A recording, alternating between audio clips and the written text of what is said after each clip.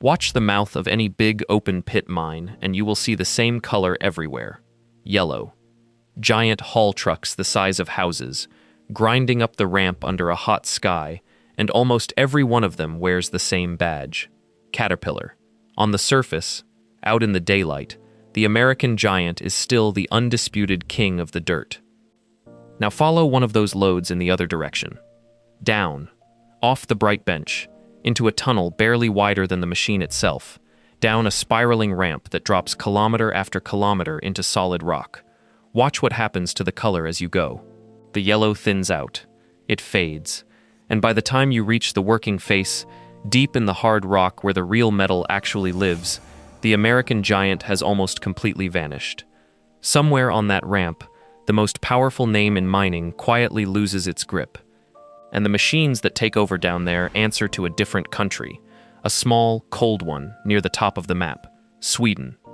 To understand how strange that is, you have to understand how enormous Caterpillar really is up top. For the better part of a century, the open pit has belonged to that yellow paint. The huge electric drive haul trucks, the loading shovels, the dozers shoving overburden into the sky. This is the iron that carved out the mines you have seen from an airplane window, and Caterpillar has sold it by the tens of thousands. And in 2011, the company decided that owning the surface was not enough.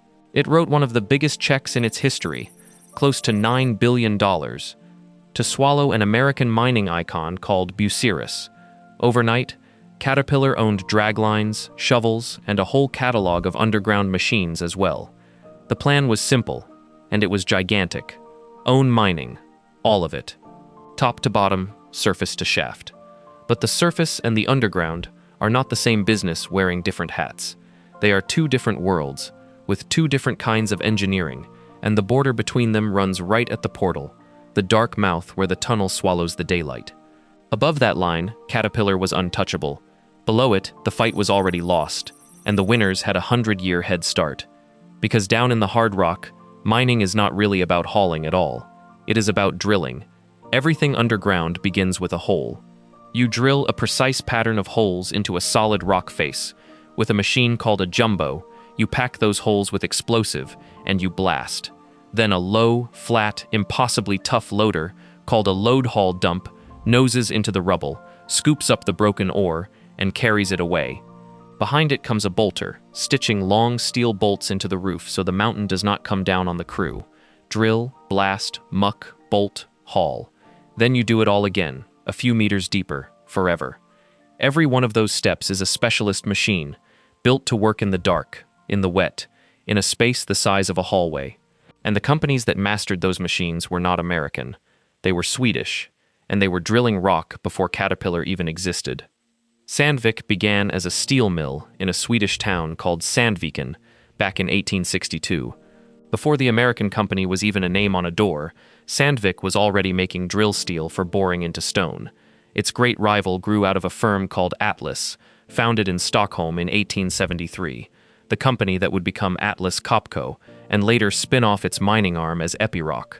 Atlas built its first pneumatic rock drill in 1898, and in 1936, it handed the world what miners simply called the Swedish method, a lightweight drill with a hard carbide bit that made breaking rock faster and cheaper on every continent.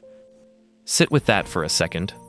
For more than 100 years, whenever anyone anywhere needed to punch a hole into solid stone, the answer came out of Sweden, and that heritage has since hardened into something close to a lock.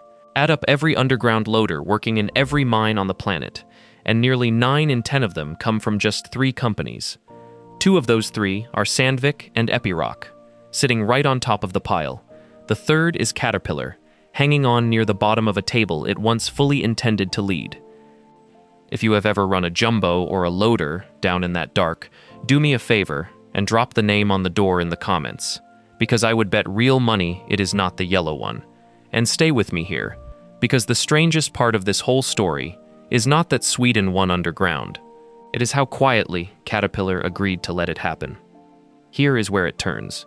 You would expect a company the size of Caterpillar, having just paid almost $9 billion to own mining, to fight for every single meter beneath the surface. It did the exact opposite. It backed out.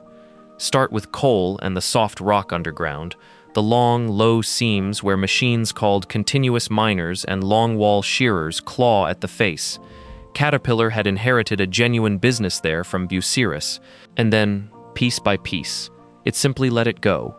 Around 2016, it stopped taking new orders for its room and pillar underground line and put the entire thing under review. It shut down its track drill production. Then, in 2022, it finished the retreat. It handed its underground longwall business to a German company called Hau Hinco and shipped its remaining room and pillar machines off to another firm entirely. Read that back slowly. The most powerful name in mining looked underground, looked at the specialists it was up against, and it walked out of the room. Not beaten in a bidding war, not undercut on price. It chose to leave, and it wrapped that retreat in the soft language of focusing on its core. The core, it turned out, was the surface. The yellow trucks in the sunshine, the daylight business, everything below the portal, it was willing to give away. And while Caterpillar was reversing back up the ramp, the two Swedes were doing something that made the underground almost impossible to ever take back. They were killing the engine. Think about what a diesel machine actually does in a sealed tunnel. It burns fuel, it throws off heat, and it pumps exhaust into air that a human being has to breathe. So every deep mine runs enormous fans, forcing fresh air down and dragging the fouled air out. And that ventilation alone can eat 30 to 40% of the entire mine's energy bill. Diesel underground is not just dirty. It is the single most expensive habit a mine has. Sandvik and Epiroc looked at that habit and engineered the way out of it. Battery electric loaders and trucks. Machines with no exhaust at all. A battery machine underground can throw off around 70% less heat and burn around 70% less energy than the diesel it replaces, and it lets a mine shrink the very ventilation that was quietly bleeding it dry. Sandvik alone now runs the largest fleet of electric machines working underground anywhere on Earth, more than 600 of them, with names like the Artisan Loader and a 50-ton battery haul truck that never once sees the sun. Then they pulled the driver out too. Sandvik's automation lets a single operator sit in a clean, quiet control room, up on the surface, and run loaders and trucks far below, machine after machine, from a chair. No fumes, no slow commute down the ramp. One person, an entire fleet, kilometers of solid rock in between them. So look at the gap the way a mine owner is forced to. On one side, two companies with a century of drilling in their blood, the biggest electric fleet underground, and machines that can practically run themselves. On the other side, a giant that just sold off its underground lines and climbed back up toward the daylight. That gap is not closing. It is getting wider every single year. Subscribe if you want to keep watching this quiet takeover play out, because it is not slowing down, and the receipts are landing right now in 2026. This year, Sandvik posted the strongest orders in its entire history. In the first quarter of 2026, its order intake hit an all-time record, up 23% organically against the year before, and its mining business by itself booked more than 19 billion kroner of orders in a single 3-month stretch, a record of its own. This is not a company managing a slow, graceful decline. This is a company that cannot write the orders fast enough, and the orders keep pouring in from exactly the ground Caterpillar handed away. In July of 2026, Sandvik signed a deal worth around 340 million kroner with a mining contractor in Mexico called Cominvi. Trucks, loaders, and drill rigs, the full underground kit, with deliveries scheduled to run all the way out to 2028. Another mine, another continent, another fleet of Swedish iron rolling down the ramp for years to come. And remember Epiroc, the mining arm that Atlas Copco cut loose as its own separate company back in 2018. That was not a business breaking apart in weakness. That was more than a century of rock drilling being handed one single mission. Go win underground and think about absolutely nothing else. It is a very hard thing to beat a specialist who does only one thing, especially when your own heart was never truly in the fight.